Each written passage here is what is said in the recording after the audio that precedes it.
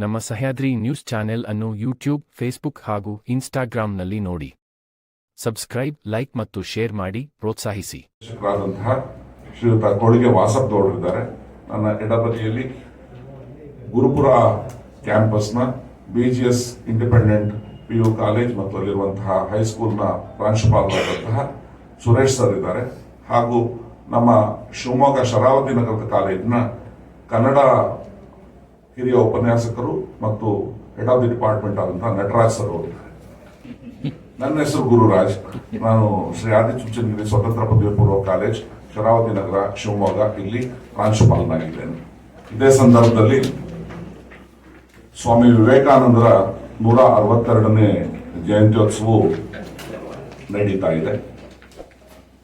ಈ ಸುಸಂದರ್ಭದಲ್ಲಿ ಪ್ರೌಢಶಾಲಾ ವಿದ್ಯಾರ್ಥಿಗಳಿಗೆ ಭಾರತೀಯ ಸಂವಿಧಾನವನ್ನ, ರಾಜ್ಯಾಡಳಿತ ಹೇಗೆ ನಡೆಯುತ್ತೆ ಅನ್ನೋದನ್ನ, ಭಾರತದ ಭೂಗೋಳದ ಬಗ್ಗೆ, ಇತಿಹಾಸದ ಬಗ್ಗೆ, ವಿಜ್ಞಾನ ಮತ್ತು ತಂತ್ರಜ್ಞಾನದ ಬಗ್ಗೆ, ಹೀಗೆ ಹಲವು ವಿಷಯಗಳ ಬಗ್ಗೆ,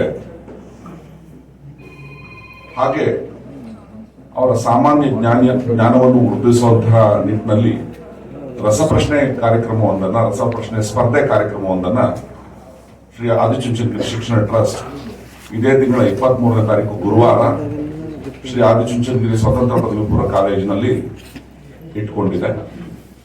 ಈ ರಾಜ್ಯ ಮಟ್ಟದ ಸ್ಪರ್ಧೆಯಲ್ಲಿ ಸುಮಾರು 1000ರಿಂದ 1500 ವಿದ್ಯಾರ್ಥಿಗಳು ಭಾಗವಹಿಸುವಂತಹ ನಿರೀಕ್ಷೆ ಇದೆ. ಅತಿ ಹೆಚ್ಚಿನ ಸಂಖ್ಯೆಯಲ್ಲಿ ವಿದ್ಯಾರ್ಥಿಗಳು ಈ ರಸಪ್ರಶ್ನೆ ಸ್ಪರ್ಧೆಯಲ್ಲಿ ಭಾಗಿಯಾಗಲಿಕ್ಕೆ 10ನೇ ತರಗತಿಯಿಂದ ಪ್ರತಿ ಶಾಲೆಯಿಂದ ತಂಡಗಳನ್ನ ಕಳಿಸಿಕೊಡಬೇಕು ಅಂತ ಹೇಳಿ ಶಾಲೆಗಳಿಗೆ ಮನವಿಯನ್ನ ಮಾಡಿದ್ದೇವೆ.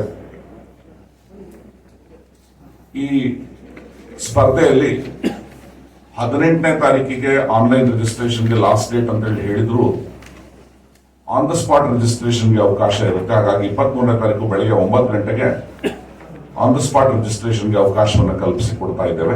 ಅತಿ ಹೆಚ್ಚಿನ ಸಂಖ್ಯೆಯಲ್ಲಿ ವಿದ್ಯಾರ್ಥಿಗಳು ಭಾಗಿಯಾಗಲಿ ಅಂತ ಹೇಳಿ. ಭಾಗಿಯಾದಂತಹ ತಂಡಗಳಿಗೆ 3 ಹಂತಗಳಲ್ಲಿ ರಸಪ್ರಶ್ನೆ ಸ್ಪರ್ಧೆಯನ್ನು ನಡೆಸಲಾಗುತ್ತೆ. ಮೊದಲನೇ ಹಂತ ಪ್ರಾಥಮಿಕ ಹಂತ. ಈ ಹಂತದಲ್ಲಿ ಆಡಿಯೋ ವಿಜುವಲ್ ಕ್ವೆಶನ್ಸ್ ಗಳನ್ನ ಕೇಳಲಾಗುತ್ತೆ. ಬಟ್ ರೆಸ್ಪಾನ್ಸ್ ನ ಅವರು ಲಿಖಿತ ರೂಪದಲ್ಲಿ ಕೊಡ್ತಾರೆ. ಭಾಗಿಯಾದಂತಹ ಎಲ್ಲಾ ತಂಡಗಳು ಈ ರೀತಿ ಪ್ರಿಲಿಮಿನರಿ ಸುತ್ತಿನಲ್ಲಿ ಭಾಗಿಯಾದ ನಂತರ 250 ವಿದ್ಯಾರ್ಥಿಗಳಿರುವಂತಹ 125 ತಂಡಗಳನ್ನ ಆಯ್ಕೆ ಮಾಡಿಕೊಳ್ಳಲಾಗುತ್ತೆ ಸೆಮಿಫೈನಲ್ ಹಂತಕ್ಕೆ. ಈ ಎಲ್ಲ 250 ಮಕ್ಕಳಿಗೂ ಶ್ರೀ ಆದಿಚುಂಚನಗಿರಿ ಶಿಕ್ಷಣ ಟ್ರಸ್ಟ್ ವಜ್ರ ಮಹೋತ್ಸವ ಆಚರಿಸ್ತಾ ಇರುವಂತಹ, ಭಾರತದ ಸಂವಿಧಾನದ ವಜ್ರ ಮಹೋತ್ಸವವನ್ನು ಆಚರಿಸ್ತಾ ಇರುವಂತಹ ವಿಶೇಷವಾದಂತಹ ಸಂದರ್ಭದಲ್ಲಿ ಅದಕ್ಕೋಸ್ಕರನೇ ವಿಶೇಷವಾಗಿ ತಯಾರು ಮಾಡಿರುವಂತಹ ಮೆಡಲ್ಸ್ ಗಳನ್ನ ಅವರಿಗೆ ಕೊಡಲಾಗುತ್ತೆ. ಅವರ ಸಾಧನೆಗೆ ಬೆನ್ನು ತಟ್ಟಿ ಪ್ರೋತ್ಸಾಹ ನೀಡುವ ರೀತಿಯಲ್ಲಿ ಮತ್ತು ಒಂದು ನೆನಪಿಗೆ ಉಳಿಯೋ ರೀತಿಯಲ್ಲಿ. ಆ 250 ಮಕ್ಕಳಿಗೆ ಸೆಮಿಫೈನಲ್ ಹಂತ ನಡೆದ ನಂತರ ಅದು ಸಹ ದೃಶ್ಯ ಮತ್ತು ಧ್ವನಿ ಆಧಾರಿತ ಪ್ರಶ್ನೆಗಳ ಸುತ್ತಾಗಿರುತ್ತೆ. ಅದರಿಂದ ಆಯ್ಕೆಯಾದಂತಹ 6 ತಂಡಗಳಿಗೆ ಫೈನಲ್ಸ್ಗೆ ತೆಗೆದುಕೊಂಡು ಹೋಗಲಾಗುತ್ತೆ.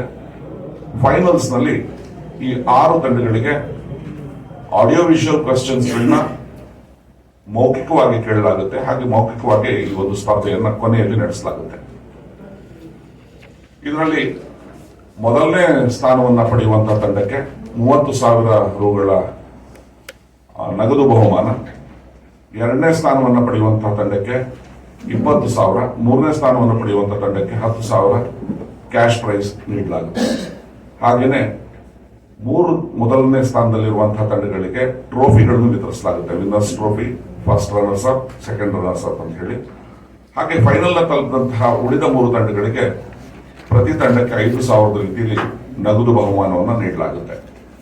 ಈ ಸ್ಪರ್ಧೆಗಳು ಹೆಚ್ಚು ಅರ್ಥಪೂರ್ಣವಾಗಿ ನಡಿಬೇಕು ಅಂತ ಹೇಳಿದ್ರೆ ಅತಿ ಹೆಚ್ಚಿನ ಸಂಖ್ಯೆಯಲ್ಲಿ ವಿದ್ಯಾರ್ಥಿಗಳು ಭಾಗಿಯಾಗಬೇಕು ಮತ್ತು ಈ ಸ್ಪರ್ಧೆಯ ಮೂಲಕ ದೇಶದ ಬಗ್ಗೆ, ಇತಿಹಾಸದ ಬಗ್ಗೆ, ಭಾರತದ ಸಂವಿಧಾನದ ಬಗ್ಗೆ, ಭಾರತದ ವಿಜ್ಞಾನ ತಂತ್ರಜ್ಞಾನದ ಬಗ್ಗೆ, ಭಾರತದ ವಿವಿಧ ಮಜಲುಗಳ ಬಗ್ಗೆ ತಿಳ್ಕೊಳ್ಳುವಂತಹ ಒಂದು ಪ್ರಯತ್ನವನ್ನ ಮಾಡಬೇಕಾಗುತ್ತೆ.